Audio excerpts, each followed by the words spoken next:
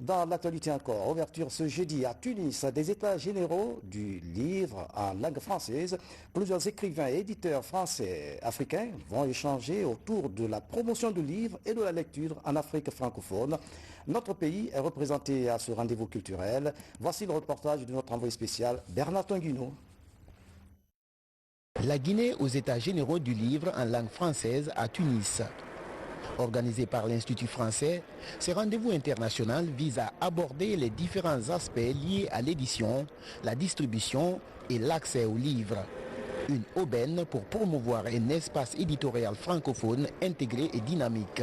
Les objectifs de ces états généraux a été de mener de front à la fois une approche systémique qui seule permet d'actionner des leviers sur lesquels on peut agir pour transformer en profondeur ce secteur et en même temps un ancrage dans les réalités concrètes de chacun des acteurs qui évoluent au quotidien dans des contextes d'une très grande hétérogénéité.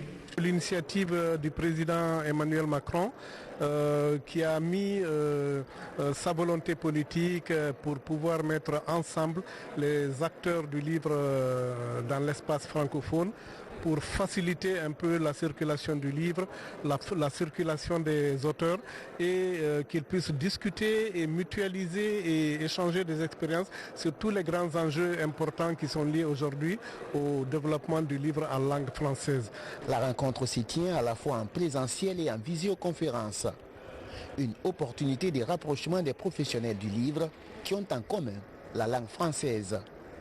Avec d'autres confrères, les acteurs guinéens du livre et de la culture partagent et renforcent leur expérience pour mieux promouvoir le livre et la lecture dans leurs différents pays. J'espère que je pourrai donner ma petite contribution concernant les réalités guinéennes et j'espère que ensemble, avec la vision que nous avons entre éditeurs et aussi les jeunes écrivains qui nous font confiance, on pourra relever les défis et de faire de Conakry, qui est déjà en marche, la capitale africaine du livre. Le Bénin n'a pas encore une politique du livre et à partir de ces expériences que j'aurai à apprendre ici, ça me permettra lors de nos différents échanges au pays d'expliquer et de faire vivre également aux compatriotes ce que je viens les expériences que j'aurai à recevoir ici.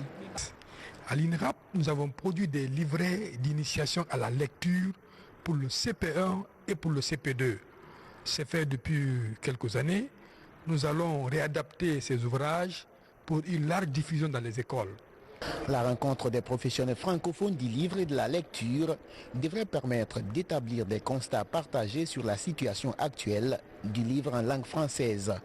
Une approche choisie pour identifier les freins au développement du livre et de la lecture.